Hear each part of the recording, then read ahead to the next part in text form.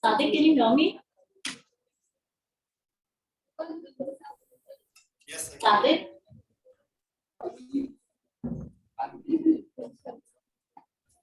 Hello.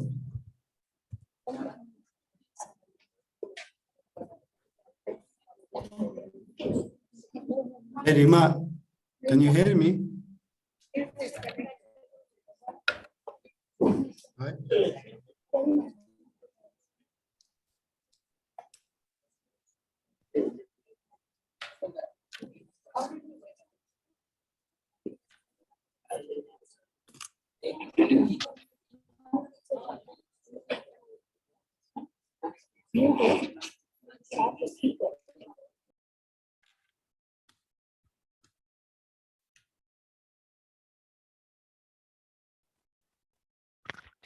Hello.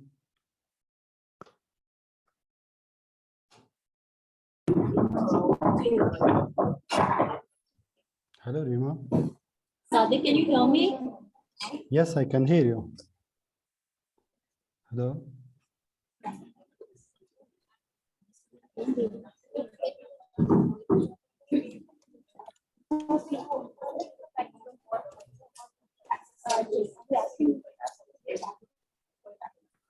Hello.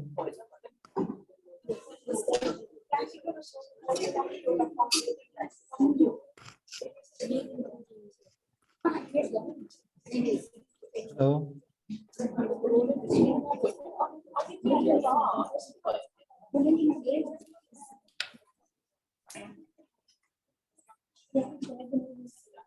Huh?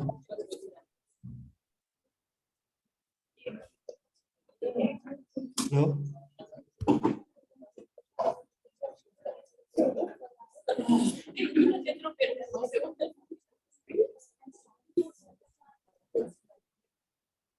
Hello.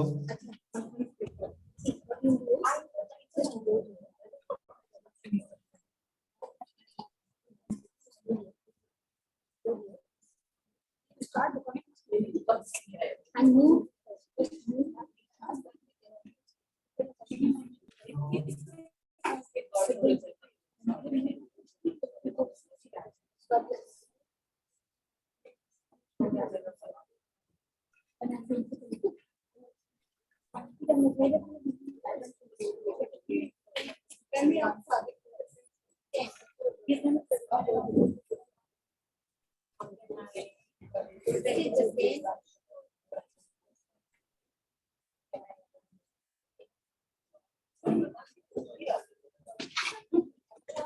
Standing.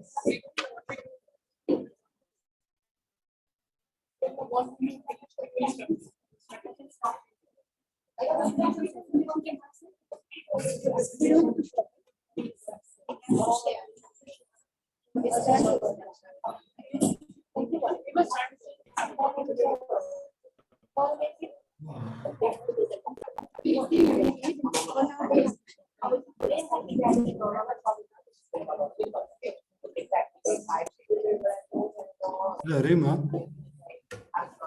Can you hear me? Good afternoon, everyone.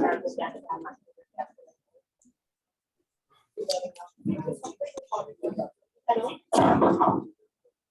Good afternoon, everyone.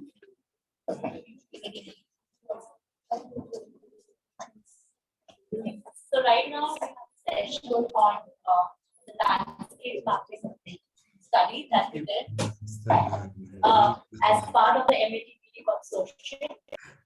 So it was basically the study was done prior to the intervention. It was the first phase of the METPP project. And the whole idea of doing the landscape mapping study was to understand the teacher education and the TPD landscape in all the three countries.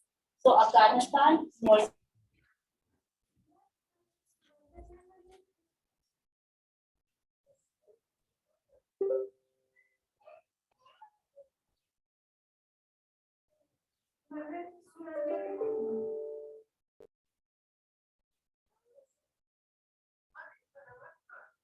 the findings will be addressed through the intervention or the innovation that all of us are part of.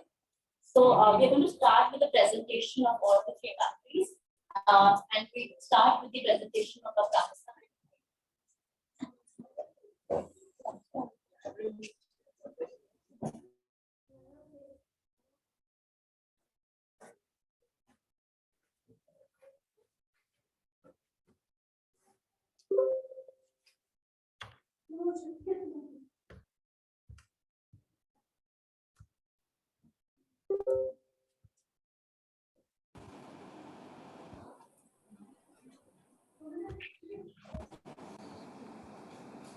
Sadiq, can you share your screen?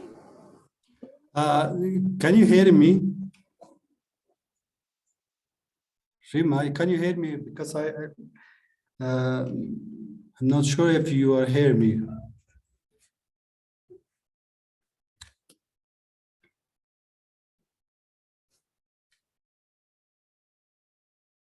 Hello, Rima. Can you confirm that you have my voice?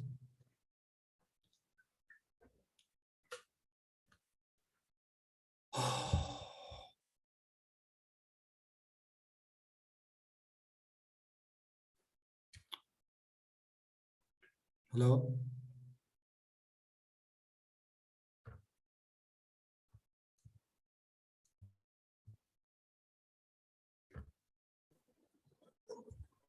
Can you hear me?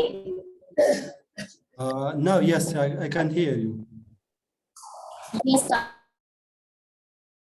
Sadiq. So we're all ready for your presentation. Okay, so.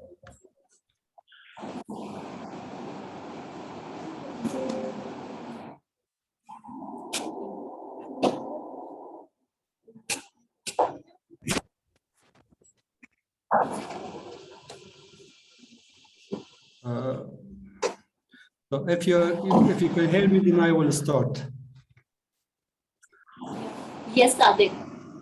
Okay, so good afternoon, everybody. Colleagues from TISS, from research fellows and mentors from Nepal and Villa College, from Maldives. So this is Mohammed Salah Bezat. So I'm working with Swedish Committee for Afghanistan in Kabul. So Swedish Committee for Afghanistan is as an NGO working with this project, multiple approach for teacher profession development, along with TISS and Villa College. So we have a team like you. So we have research fellows and mentors and research team. We had we did the landscape mapping in Afghanistan, the same research team did in Maldives, in Nepal. So let me maybe in brief present what we found through this landscape mapping in Afghanistan. So I will share my screen. So then if you have any questions, you can ask at the end.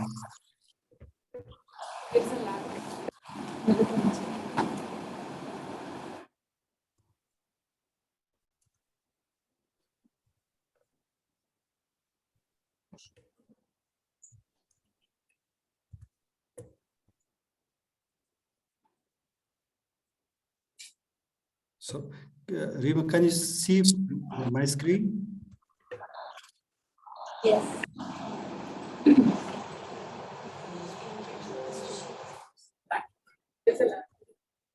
Okay, thank you very much. So we did we started landscape mapping in Afghanistan. So in 2011.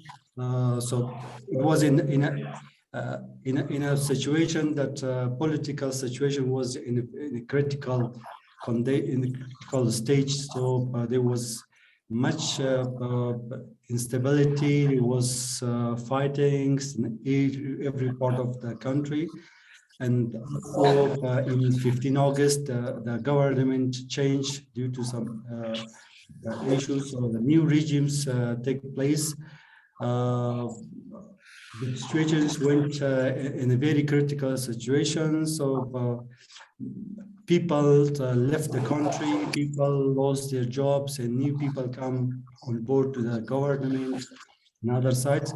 So we face with many challenging for collecting informations, data, documents for this study. But still, we tried much to collect what we needed. So based on what we receive from educationists working in the education area, whether in the government, in the teacher professional development, Ministry of Education, NGOs and donors, we prepare the report for landscape mapping. Here now, I would like to briefly go through this landscape mapping report, findings, the situations, and the needs for development. So it was not easy for us,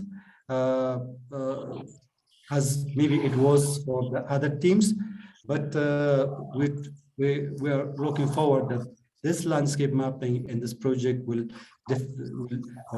support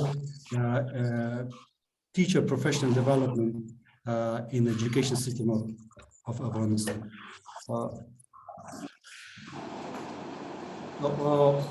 But we start from data collection. So we have interviewed people who are involved in education, especially in teacher education, teacher professional development. So 7 key informant interview with 2 women, 5 men. So it was a mix of, it was for both model, face-to-face and virtual. 2 of them was face-to-face, but 5 of them was virtual.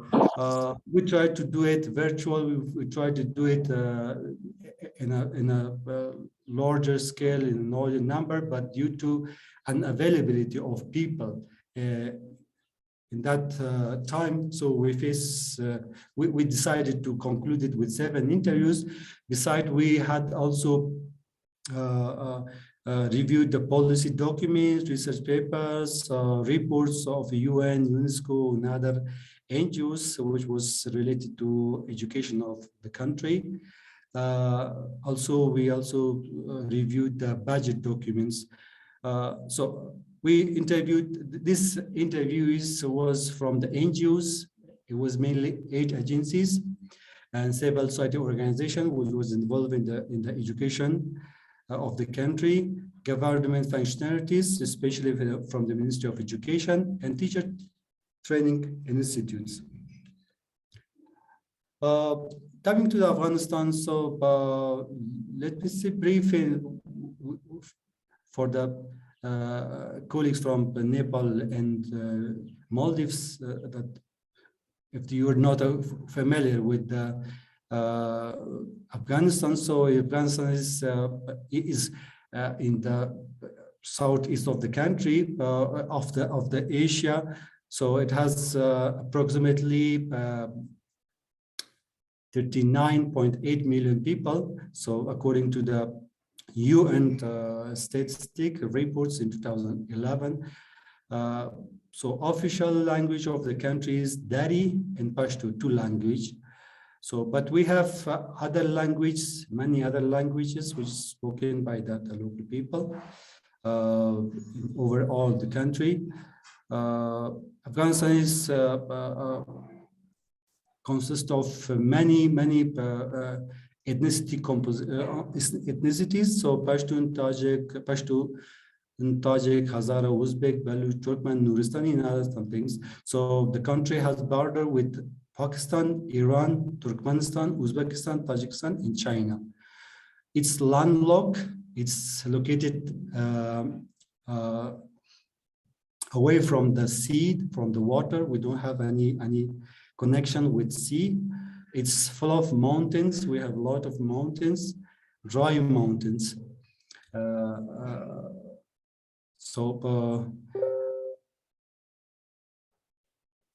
Okay. Afghanistan has 30, so the division is it's divided by provinces. So we have 34 provinces and around 412 districts. However, this is now we are have a regime on board in the country. So it is called Afghanistan Islamic Emirates. So previously, in this country, in this government, we don't have any constitutions, clear constitutions, but from the previous government, which fall down in 15 August 2021. So the president was the head of the government. There was parliament, was the legislative body, and Supreme Court was the judiciary body. Everything was guided by the Afghanistan's constitution. So that was, but for the current situation, currently we don't have any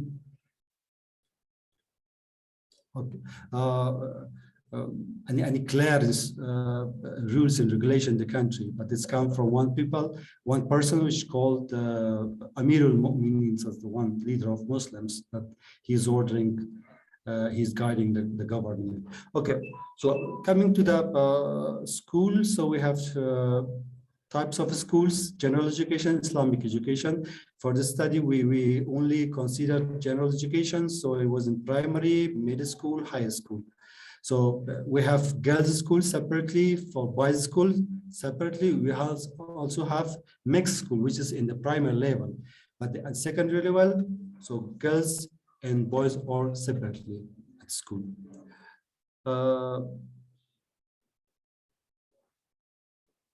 Teacher education. So coming to the teacher education, Ministry of Education is mainly responsible for providing teacher education through teacher training colleges or teacher development centers in the center, in the capital, also in the villages, districts, and also provinces.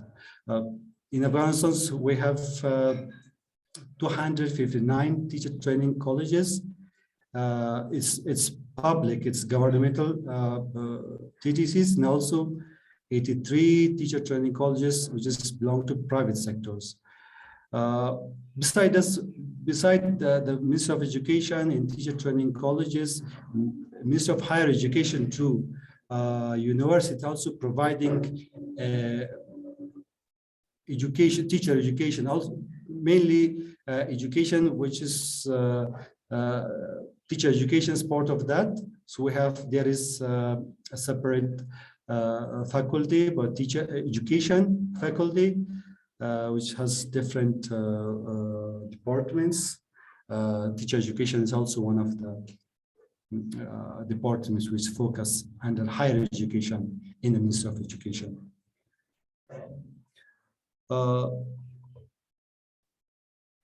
So when it's come to the recruitment of teacher and teacher educators, previously it was independent administration reforms in civil society commissions in collaboration with the Ministry of Education, demanded to competitively recruit teachers, teacher educators, and other government staff. They apply for the positions, and they compete with others through a national exam, and they hired based on their subject area and competency in the school and teacher training colleges. Coming to the finance of the teacher educations and also education in general. So in Afghanistan, there is very low consideration on the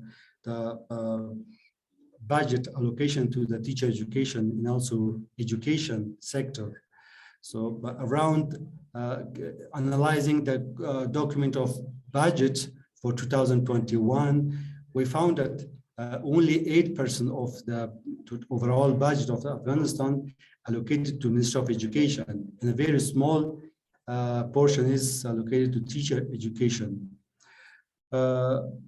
The financing of teacher education and education depends mostly on development partners, NGOs, donors.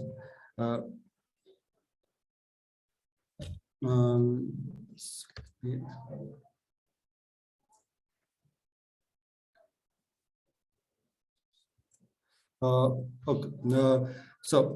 Mainly the financing is mainly focused on the development partners, which is NGOs, aid agencies, and donors. But still, the government is allocating very small portions to the education sector. This is a side. This is a part which need to improve. So this is some suggestion from the donors, from the NGOs, that the government, the Ministry of Education, should allocate from the government budget to education, because the aid agencies support from the development partners will not be sustainable or for long times. The Ministry of Education should consider sustainable ways and think on independency on the financing and budget. However, in the Ministry of Education, we have National Education Strategic Plan.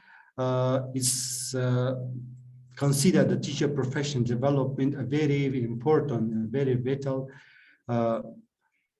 component in the teacher professional development, but still we have problems in having a conclusive policy in this regard.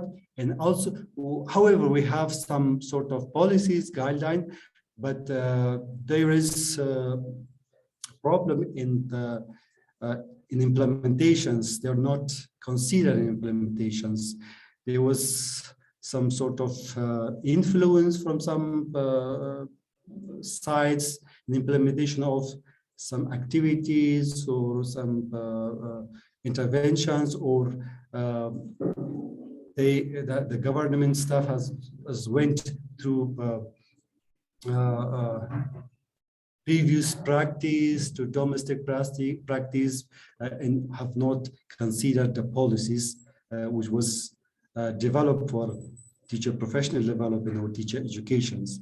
Overall, we found that so there are some guidelines, some policies, but there is no conclusive policy, and in most cases, the policies and guidelines is not implemented, is not considered in implementation phases. Action research is a new phenomenon in the education system. However, the Ministry of Education's saying that action research is a very important component in the teacher professional development in the teacher training colleges, also in the school. But coming to the implementations and usage, so we're lacking. We're facing with lack of information that there is no implementation, there's no use of action research within the Ministry of Education level, which they operate. They supervise. They operate the teacher training colleges, also in the universities, also in the school level. It remains on the paper, on the documents, but in practice, it's not implemented. So mentoring is the same as action research. However, some teacher educators, some people from the Ministry of Education receive some mentorship training outside the country through also through NGOs. They organize workshop training inside the country in the Ministry of Education, teacher training colleges, but still it remains on paper and it remains on trainings or workshops. In implementation, in usage, we couldn't find any proof, any document that it was implemented and used by teachers and teacher educators. So for teacher professional development, in 2020, in 2029, due to COVID-19 restrictions and closure of schools, teacher training colleges, universities, Ministry of Education started distance learning to a TV, a Marif TV, it's education TV, which was supported by the NGOs. NGOs paid the costs, and it was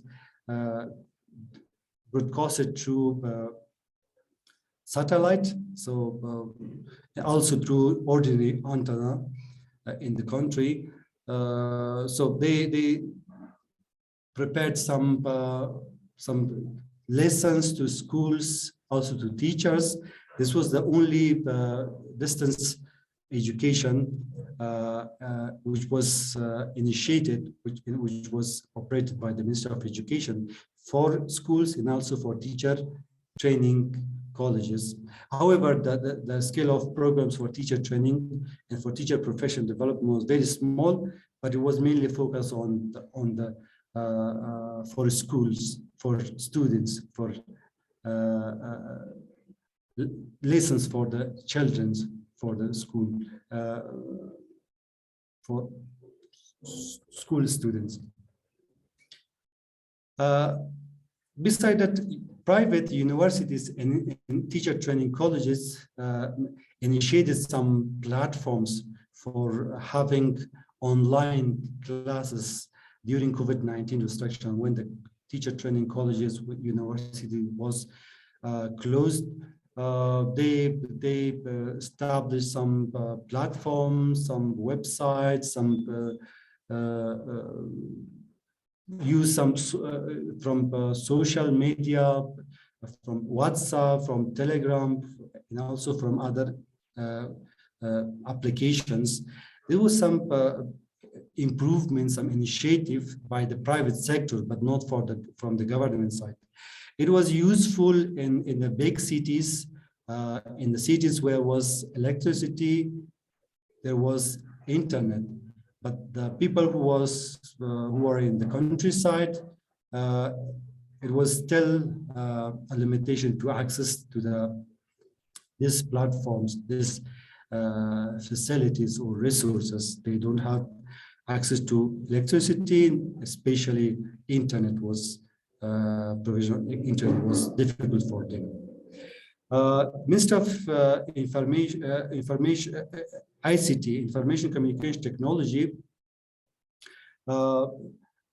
established a guidelines or an MOU with the Ministry of Education. They signed an MOU, Memorandum of Understanding, that they will work together to establish a mechanism and to provide some equipment for the schools, also for the higher and semi-higher educations, in order to make ongoing the education when there is some issues like COVID-19, especially when it comes to the Afghanistan's situation. There was COVID-19. Also, there was some very critical situations. There was fighting in part of Afghanistan. There was conflict between groups in Afghanistan, which the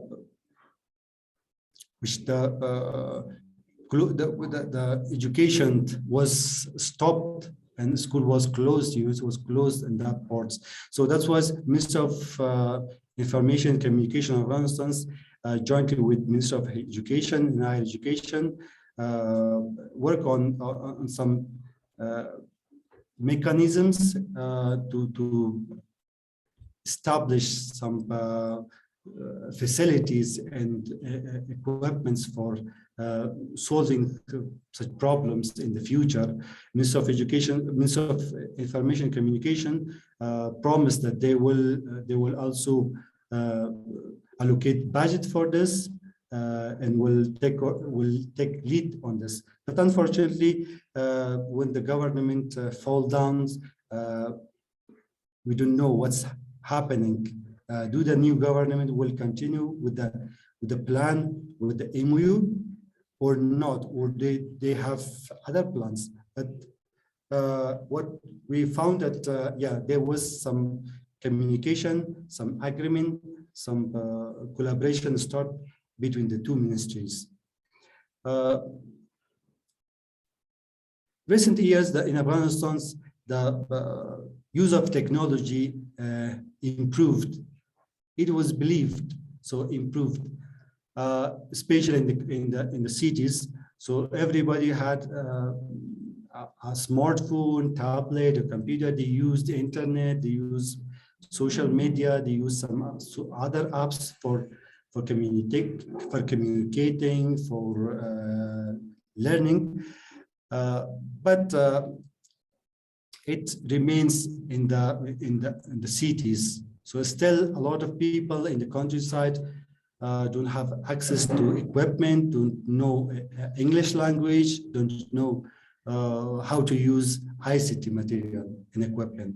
So this is a problem in this area, that if there is some sort of facilities and possibilities for use of ICT for schools, for teacher professional development, majority of people in the countryside cannot use it. So it needs that before providing the ICT for schools, for teacher professional development, for teaching and learning, there should be capacity building of teachers, especially in school and teacher professional development centers, that they should know how to use the ICT for teaching and learning. Coming to the professional development of teacher educators, so it's again, I would like to say that the lack of lack of budget, lack of money, or insufficient money for teacher professional development and for teacher was an issue. So very small amount is provided, allocated for teacher professional development and also for education, which was not enough for this purpose. The teacher professional development was mainly depends on the on lectures in a very short time or short period, workshops and theoretical works. There was no practical, there was no any other issues. So there was some trainings, short-term trainings that the teachers attended. There was workshops and also some lectures. There was no any professional development programs, which was designed by the Ministry of Education, but this was only provided by the NGOs, which were working in the field of education. They were partners for the Ministry of Education. For the short time, yeah, they designed programs for workshops, for trainings, and theoretical work, theoretical issues. But for concrete work, for concrete issues, no, there was nothing happened with the Ministry of Education, at least based on the information we receive. That's why there is much need for resource allocations, for good programs designing for this in this field. So.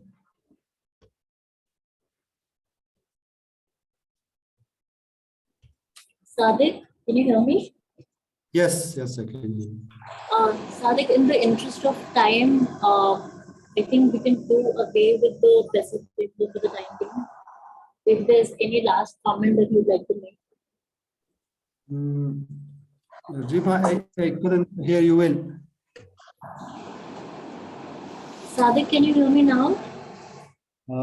Yes, yes. So I was saying we're sort of running out of time. So we can do away with the basic framework. We can skip the basic framework in the presentation. Really? If you can focus on link between LMS report and conclusion. Speak into this. Sadiq? Yeah. The link between and the conclusion. Great. Yes. So coming to the link between the LMS reports and projects. So the project aim is to improve the capacity of educators and teachers.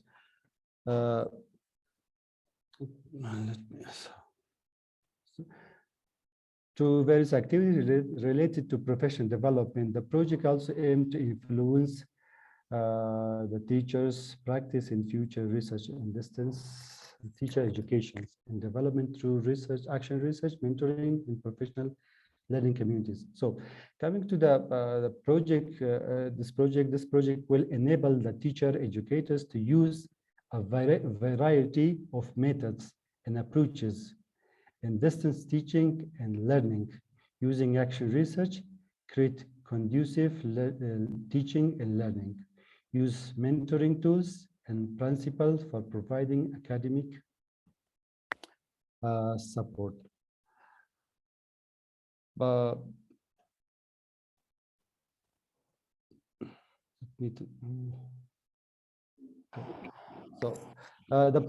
project also helped the MOE to identify the shortfalls and gaps in the field of TPD development policies, plans for sustainable programs, and to allocate enough fund.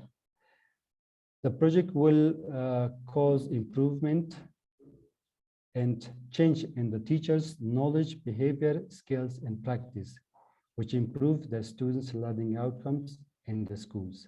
This also encourage the development partners and donors to provide adequate financial support and to commit for a longer terms and sustainable programs. This was the overall link between the project, which project aimed to enhance. So as a conclusion, as I say, I can say that for Afghanistan, teacher professional development as an important area, but in practice, so in a very small area, it implemented. So there's need for the Ministry of Education to work collaboratively with the NGOs and the development partners, which mainly funds comes to them to establish a formal and sustainable teacher professional development. Allocation of budget is very small for teacher professional development in general in education. So the Ministry of Education should consider this to allocate. So this should be a commitment from the Ministry of Education, as for now the development partners has this assistance. This will not be sustainable and not be for a longer time. So This needs Ministry of Education consideration for fund allocation, but still the development partners, the NGOs can't work in collaboration with Ministry of Education for sustainable and longer programs. The knowledge of use of ICT, implementation of action research, and mentorship is something that is identified as vital for the teacher professional development, but it's in the document converting the theory to practical. It needs Ministry of Education to have a conclusive policy and implementation of the policy in practice. So this is need still in the current situations, Ministry of Education considerations and support from the donors and NGOs, especially the NGOs which now has the most responsibility of supporting the education system in the country. So that's from the Afghanistan research team findings. So we're trying to work with the colleagues, with the TISs and the Villa College for addressing these shortfalls in the area which is belong to us through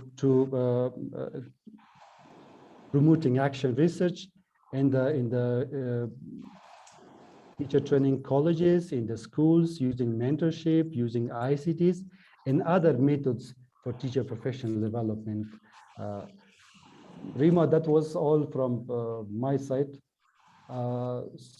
Sorry, I think there was something from, it was a problem with my screen. I randomly, I lose some part of the presentation. No I think problem. it's not too. Can you hear me? Yeah, I can hear you. So I was saying no problem, Sadik. I think that was quite a detailed presentation that you gave. I think, yes. So I think it's pretty clear. Okay, if there is any questions, maybe we can take a few. We can take questions in the end, Sadik, once all presentations are done.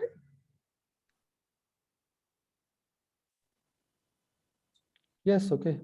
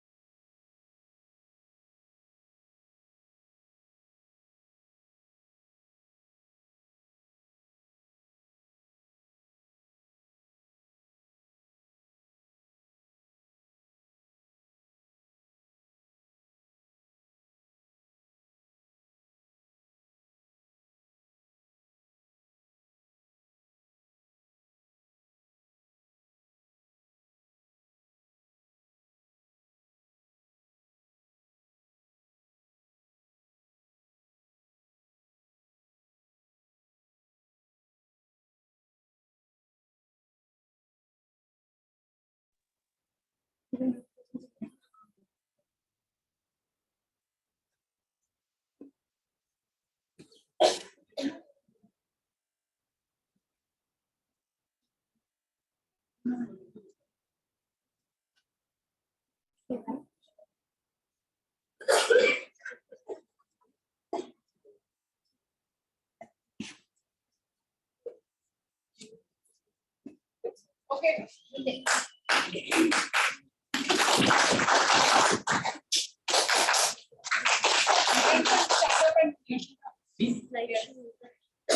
Not feeling the word.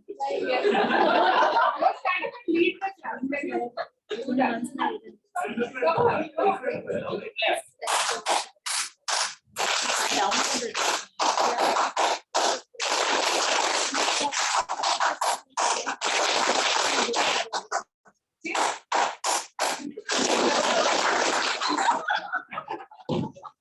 Okay, everyone. Okay. Oh yes. Oh yes. Oh yes. Oh yes. Oh yes. Stand up.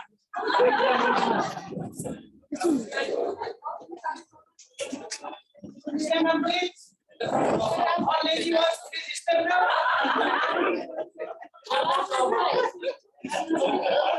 Yes. Those who are not listening. Oh yes. Oh yes. Hip hip hooray! Hip hip hooray! Any lady say hooray! Hip hip hooray!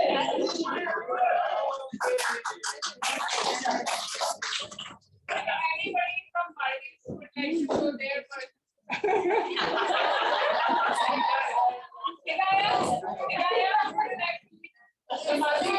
Where is my Mendy?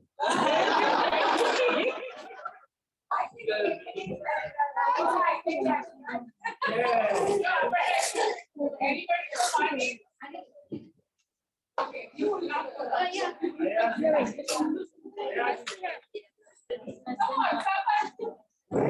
Ayaz? Where is my Mendy? She's there. Ayaz, let's.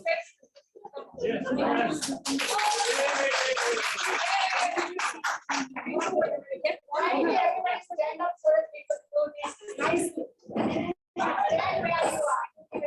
Okay?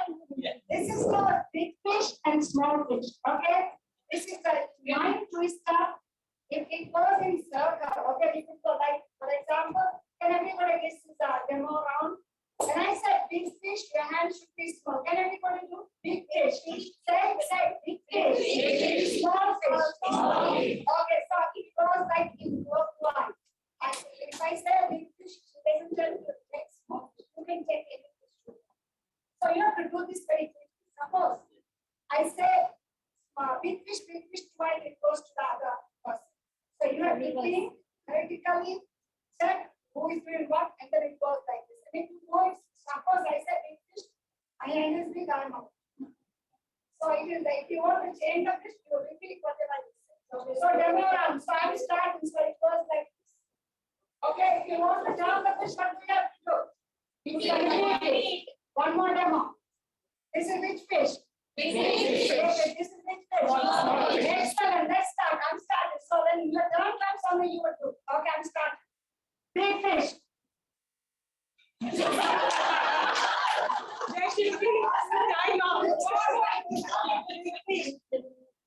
Big fish. Okay,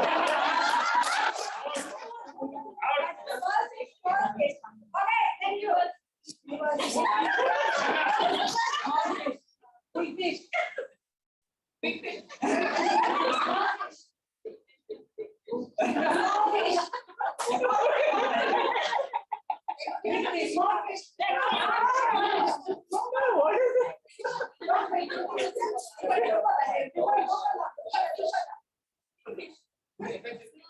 Yes.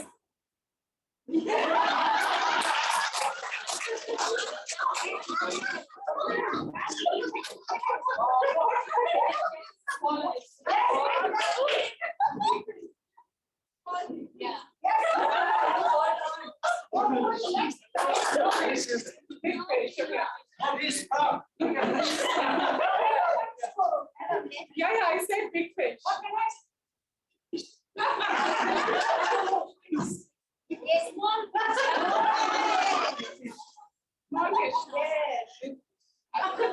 Small piece. Small piece. This doesn't Big piece.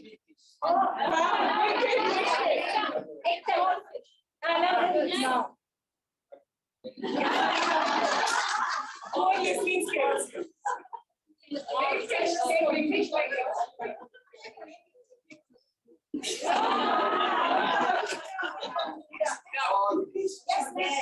Big face. Small.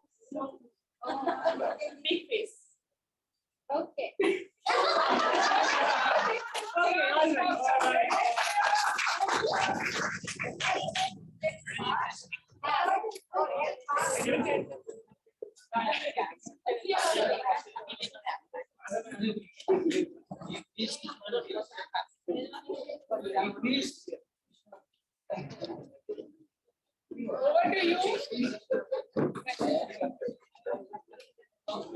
This one, right?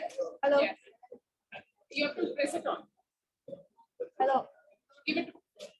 It's on. It's on. Okay.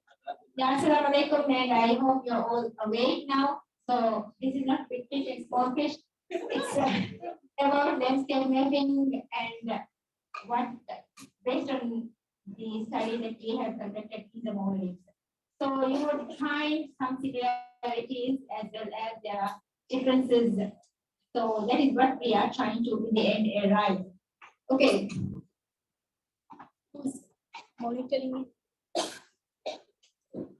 So we collected 8 interviews.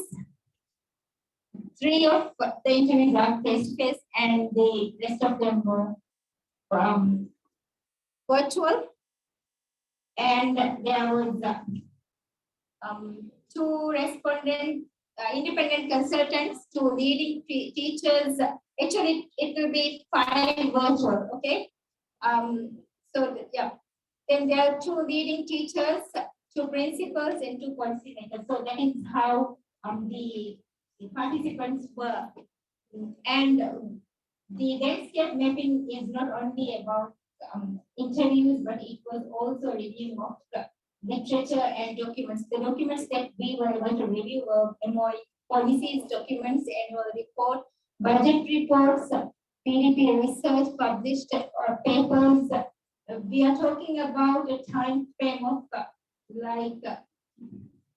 February, so 2020. Sorry, 22. So that was the time period that we were dealing with. So based on any publication that was released in 2021 would have been there.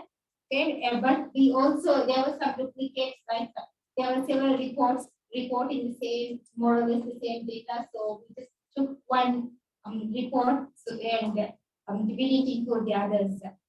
And a lot of UN, as more Malians, and we all know that there are a lot of UN reports and UN agencies that create reports of the education system and reforms and all of this. So these were the documents that we analyzed. And the first stage of the landscape review was on the document analysis, and later onwards to complement that, we interviewed these participants. Okay.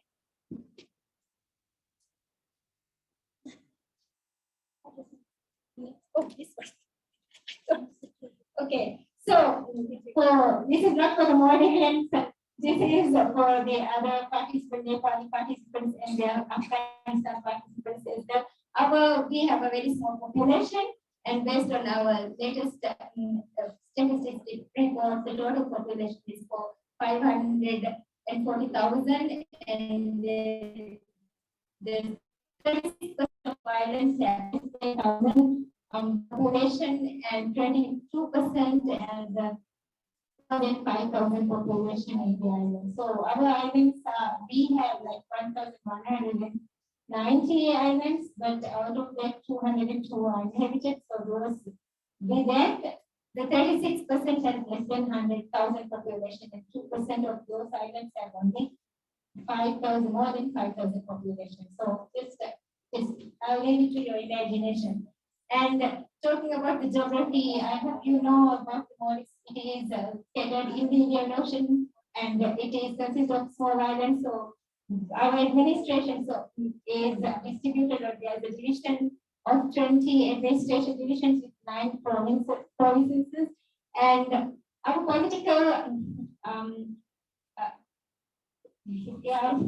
yeah, is based on, we have a president, and he is the head of the state, and the Majlis is the legislative body where all the bills and all the regulations are passed.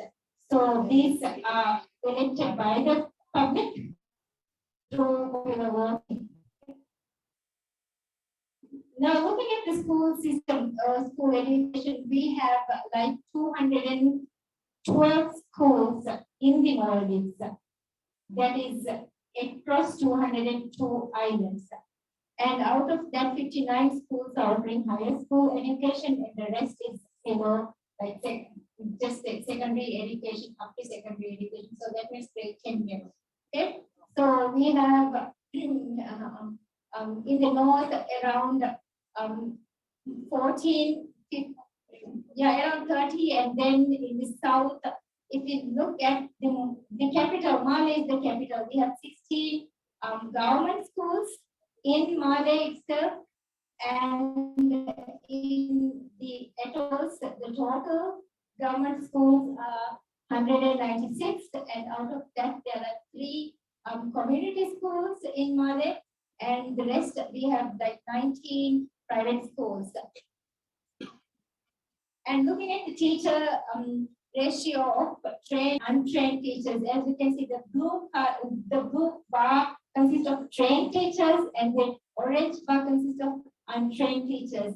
Looking at it, we know that the majority of our teachers are trained, meaning that they have at least a diploma in teaching, and then the rest goes with the highest qualification. Some has a PhD, and whereas the others have masters. So it always starts with a diploma in teaching. And the untrained teachers are usually those without any teacher training certificate or a diploma or anything, just straight from high school, meaning A levels. Okay.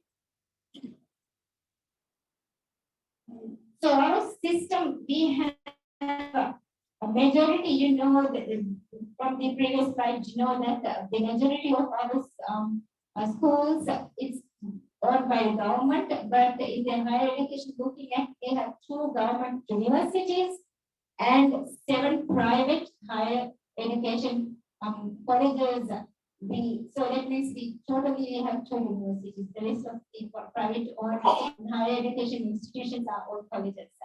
And one more, yeah. Okay. So it is Ministry of Higher Education is the regulating body, and MQA is the awarding body of all the higher education certificates, diplomas, and everything. So all the all the degrees that are conducted in the Maldives is vetted through MQA. Looking at the recruitment, it has evolved with the years, and now we can say that the process is still under progress, but the selection of teachers, they have to really go through a rigorous process now, with a lot of interviews, and also some of them have to do presentations as well. So in other words, you cannot simply straight away enter into this profession. And this is the most interesting part. We have a budget, but like the Afghanistan presentation, our budget that is allocated to education is low when compared to the universal standard of education, or the allocated budget that should be in a country. So it consists of 12.1%. And that is spent on education, but it doesn't. What is interesting is it doesn't indicate that there isn't anything that states whether there's any portion of it allocated to professional development. Just this is the entire budget that is being spent on education.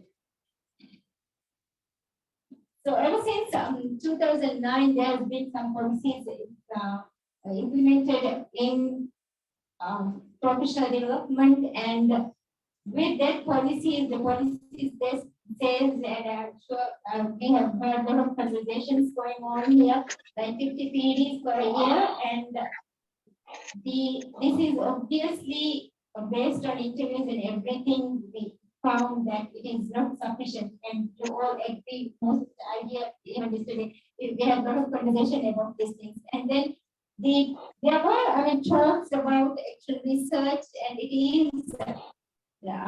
needs to be emphasized, and a couple of workshops were conducted to incorporate the research culture in among teachers, but it's not happening so far. But it's still in progress, work in progress, and mentoring it is not at all happening based on what we have found so far. So there could be many informal ways, but it's not stated, or it's not explicitly stated that any mentoring of any sort is happening in any of the documents that we have reviewed so far. But based on our target present on the PESTEL framework, so then you will know much more about it.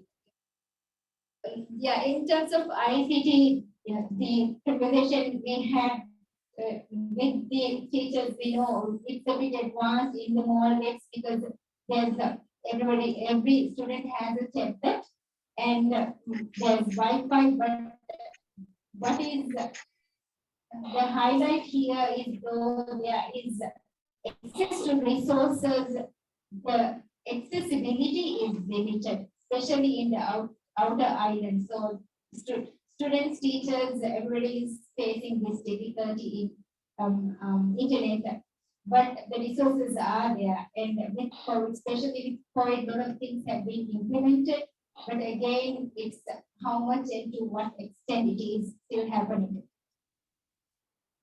So in terms of challenges in PD, it's not what we all found out was that PDs are not linked in such a way that the providers of PDs do not have much information about what is happening in the real settings. So there is a mismatch with that. And many state that the PDs are happening, and it is mandatory for 15 sessions each year. It's just one off, so there is no continuation. Like we came to know from this 5 days also that it should be a continuous process, but that is what is lacking even in the Maldives. Yeah. The major findings of our landscape mapping is in the PESTEL framework. Before I begin, I'd like to correct a mistake that was Dr. Nashita. She mentioned 15 PDs. It's actually 15 hours of PD, not 15 PDs. And according to the interviews, it was even though it's 15, schools can still go on up to 100 hours if they want. And according to our PESTEL framework, the PESTEL is represented by political, economic, social, technology, environment, and legal. So when we look at the school education, looking at the roles, we can see that we have educational policies, and it's very structured as well, because we have preschool, primary, and it goes on to higher education as well. And in terms of COVID, we had online platforms and we were prepared for that. But when we consider reforms, some of the policies, even though they are written down, they are not implemented the way it should be. And monitoring and evaluation, we found out from the reports as well as from the interviews, we came to know that these are things that need to be improved.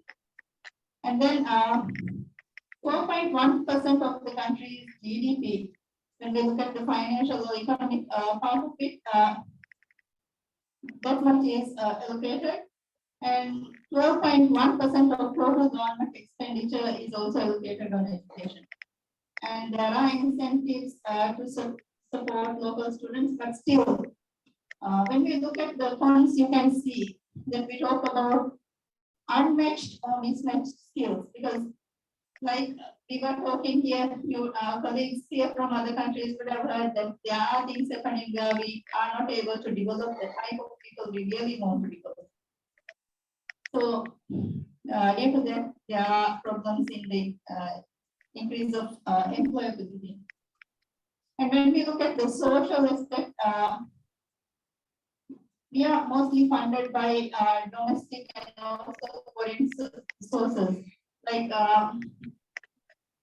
as you heard from our conversations as well, a lot of people from the islands support and help fund the schools programs. And also there is also supervision as well. But the problem of uneven demographic resources is a problem there.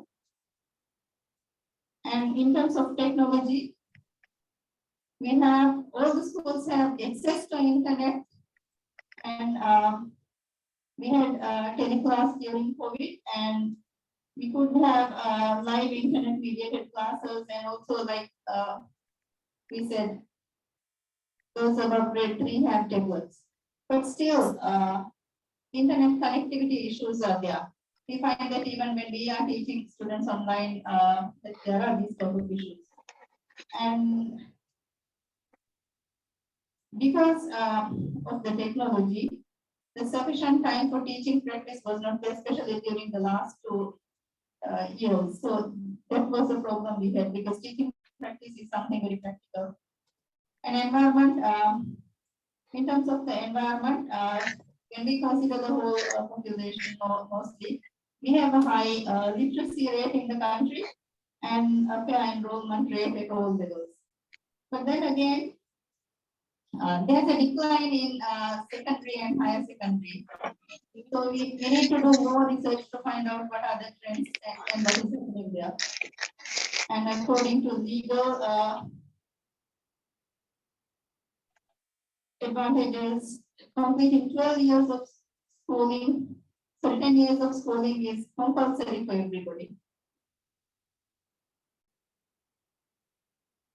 So this is looking at teacher professional development. So when we look at teacher professional development, we have several private colleges. So there are lots of colleges offering teacher training, and but then the problem is, even though the number of teachers trained has increased, the quality has been compromised. So there is an issue even raised by our participants whom we interviewed, and the mismatch between the policy outline competencies and what is understood by the teachers is a problem. And in terms of economic and financial aspect, the government finances teacher education, especially in the government sector. And there is a budget allocated, but then these opportunities, because of the way Maldives is, there are limited opportunities for all teachers in all the islands. So it's always selected teachers who get these opportunities, and also the limited budget is another issue. In terms of social aspect, when you look at this, we can say that if anybody comes to the school to provide a PD, all the teachers get that opportunity. And if we take it from a social perspective, we can say that giving more opportunities to the locals is, in terms, if you are taking it from the perspective of inclusion and gender and these things, we are giving more opportunities to the locals. So that's an disadvantage when we talk of equity. And technology, we have Google certified education, which has been a very popular topic here. But the problem is, this training that was given was a very rapid one, where everybody had to complete it in a very rushed manner. So some of them were not able to complete it, and some of them did not complete it well. And environment, most online training courses are offered, but and also laptops were provided and mobile data was arranged. But the teachers in remote islands had minimal access to the internet outside the school premises. So within the school, they might have internet, but then they had issues in getting access to it at their homes or outside school. And legally, teacher education programs are monitored and evaluated by MQA. But there is no policy established to ensure the digital infrastructure to support virtual learning, especially in the case of like what happened during COVID. And for in terms of PD for teacher educators, we have teacher educators have PD on a regular basis, but then the problem is there is no policy for PD for teacher educators. Although even like the universities or the colleges may have their own way of doing it, but then there is no particular policy from the government side, and there is a lack of monitoring mechanism to see what is happening. For example, when there are different disciplines in a university or college, the PD may be targeted at the general topics, so it doesn't specially benefit the teacher educators all the time. So budget is allocated for teacher education in terms of economic and financial. So private higher teacher education institutes also have allocated budget for PD, but then this budget that we talk about, even for the public institutions and for the private, is not adequate. And in terms of social, the teacher educators engage in PD in different forms, but then the PDs again are not very structured. And most teacher educators, majority of them have the competency in using ICT well, and there is no limitation to the gadgets or resources. But then again, the training on how to use these digital technologies is lacking. And the opportunity to identify or developing PD training is something that needs to be seen in our environment, and ways to include everybody is something we need to do.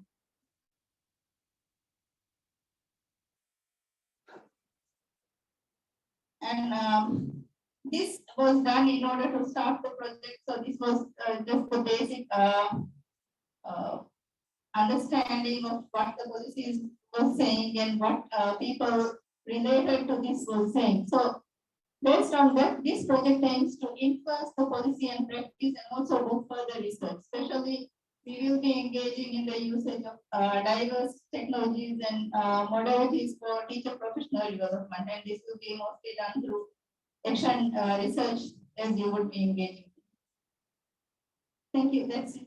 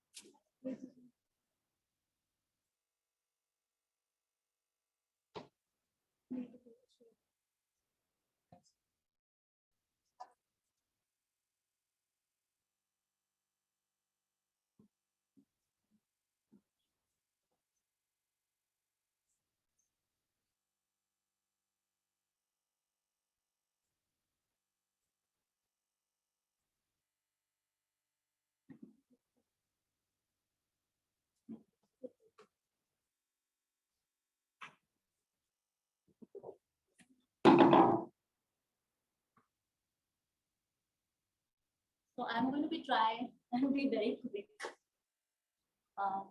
with the presentation.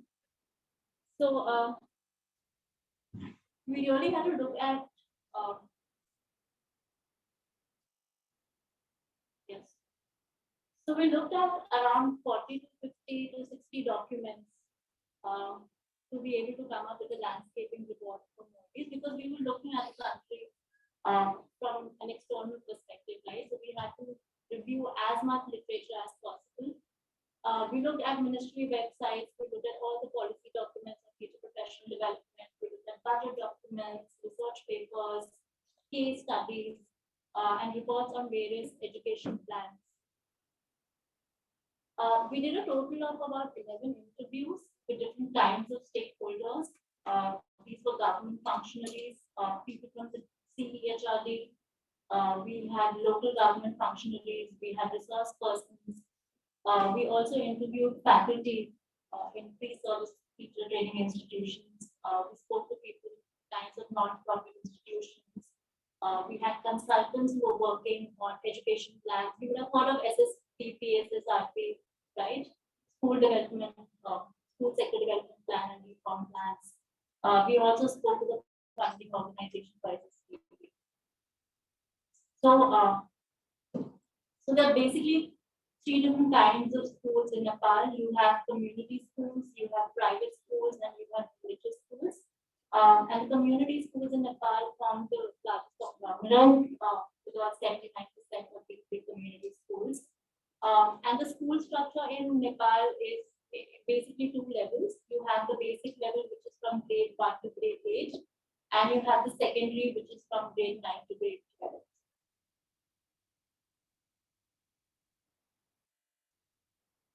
So in Nepal, teacher education, there are two main channels through which teacher education is implemented in Nepal. You have the pre-service through the teacher education institutes, say for example, Kathmandu University, Tribhuvan University, and other universities like that. And the in-service, the TPD is primarily through CEHRD, which is Center for Education and Human Resource Development. It's the apex teacher training body in Nepal.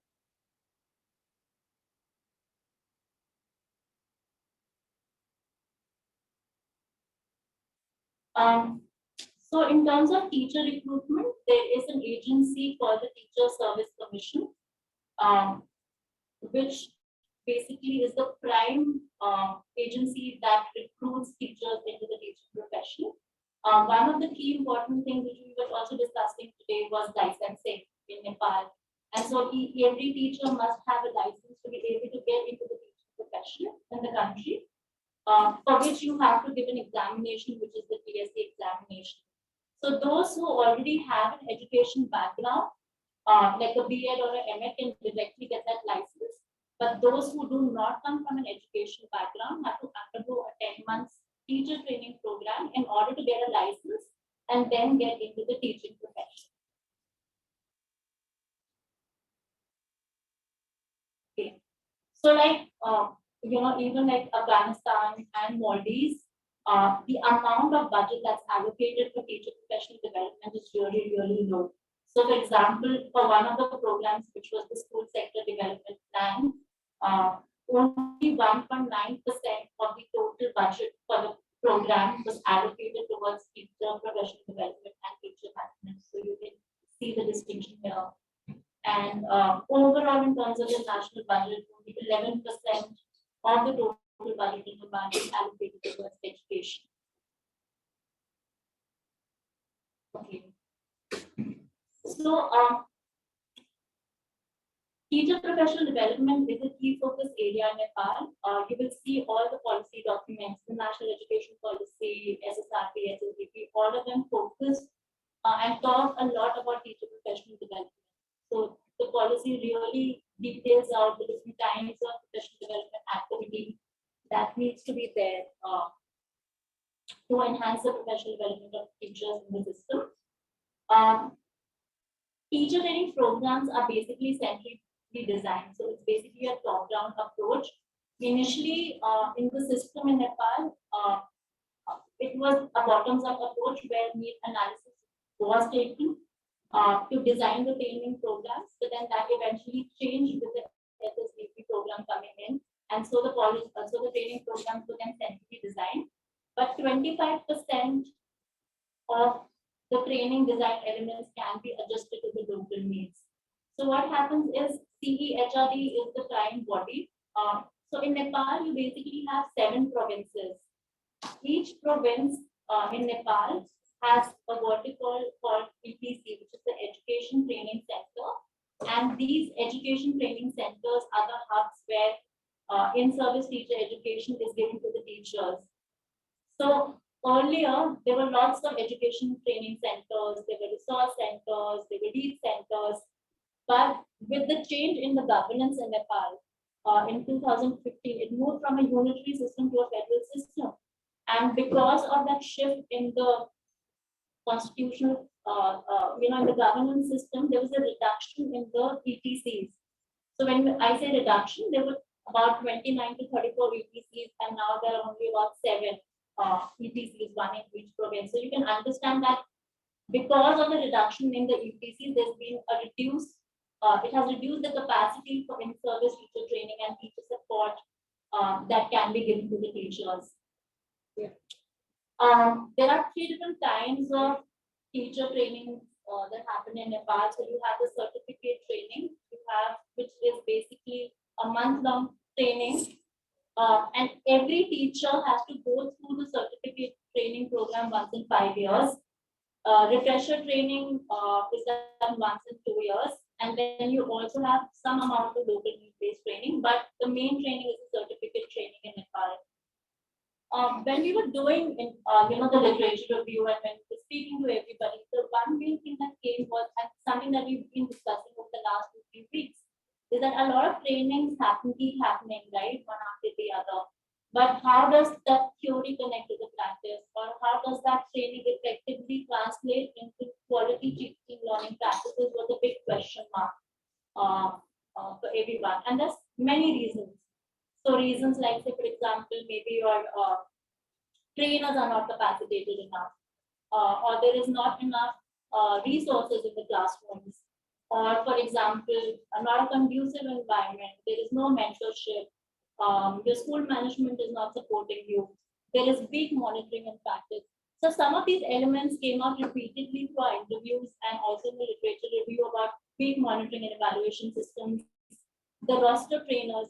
So in Nepal, there are certain trainers from the government itself, but they are not enough to train the teachers. So you have a concept called the roster trainers, where you have trainers who've been, say, these are people from the university or teachers who were really highly experienced teachers, who then also train along with the government teachers.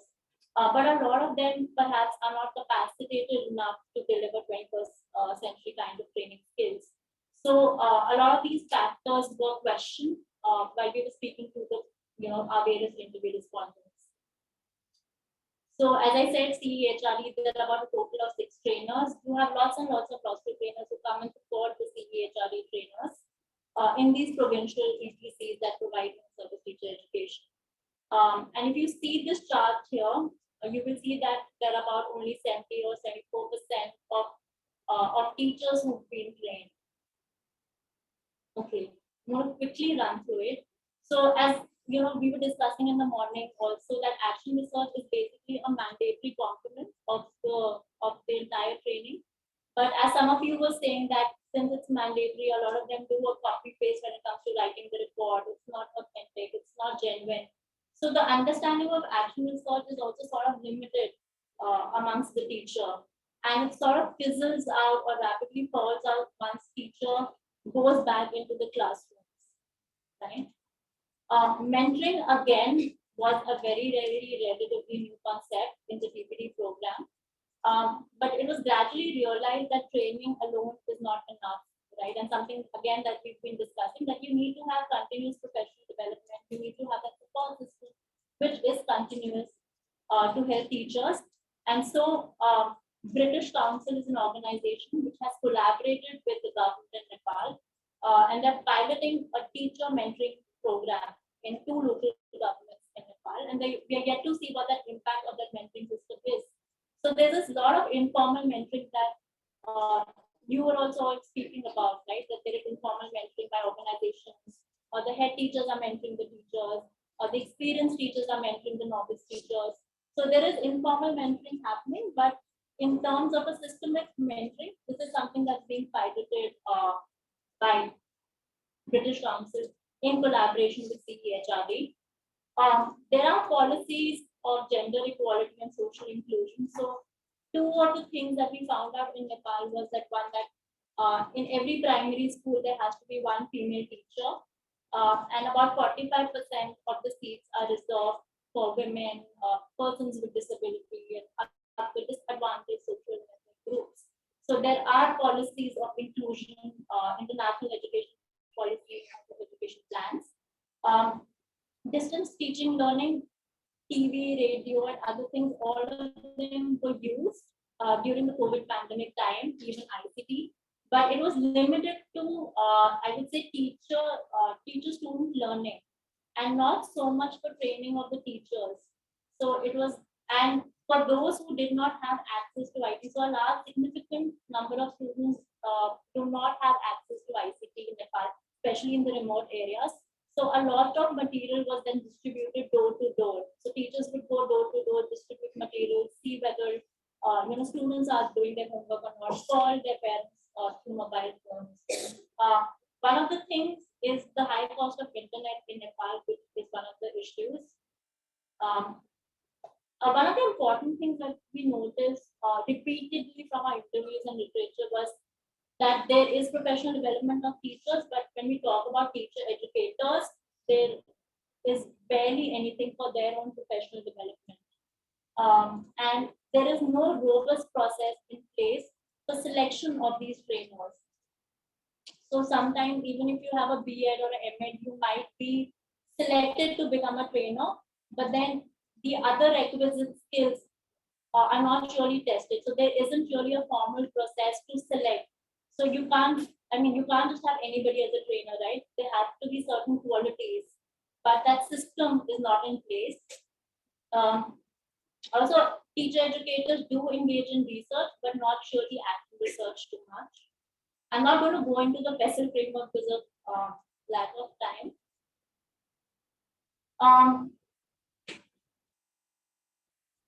I think some of the things that came up from the landscape was one that, as I said, there are not enough opportunities for the teacher educators to really develop themselves professionally, and that's where the MAT PD program really fits in, because we are trying to sort of build the capacity of the teacher educators through mentoring, action research, and constructive teaching using ICT. And these are some of the elements that are very new in Nepal, and there is no systemic, they're not really institutionalized into the system as of now. The other thing was, how do you develop, I think Shahula ma'am was speaking today morning about how teachers only think about teaching as a responsibility and not really research, which they think is as a burden, right? So we need to sort of integrate teaching and research. They go hand in hand in order to improve one's practice, right? Also the need for us to understand what the teachers really need. Sometimes the teachers themselves don't know what they need, right? So it's really important for us when we're designing PPT programs, what is it that the teacher actually needs? There has to be some contextualization, there has to be some need analysis that needs to be done for that. And the context is really, really important. So how do you actually move from a traditional to a constructivist student-centered approach and contextualize for meaningful and impactful learning?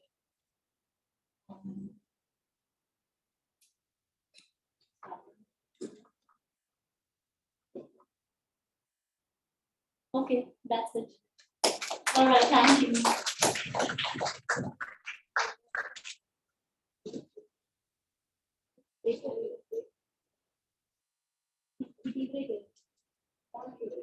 Okay, small tea break. So it's 3:15 tea break and we're having a 3:30. So please come back fast. Yeah? Yeah, small tea break. Small tea break. I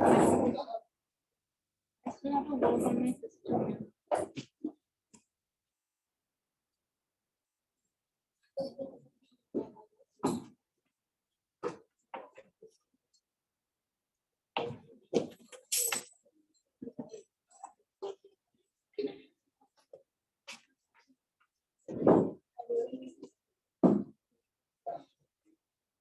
Who's staying in the first floor for one?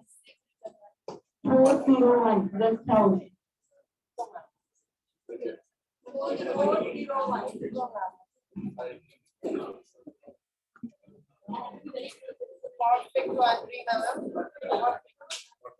Sorry. Oh, I sorry, I'm not saying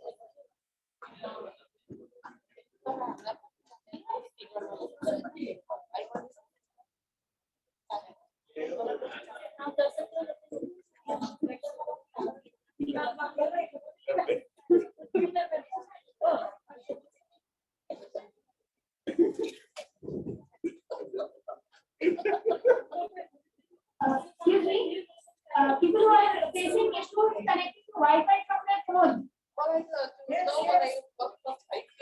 306. From their phone. In your room, not your own.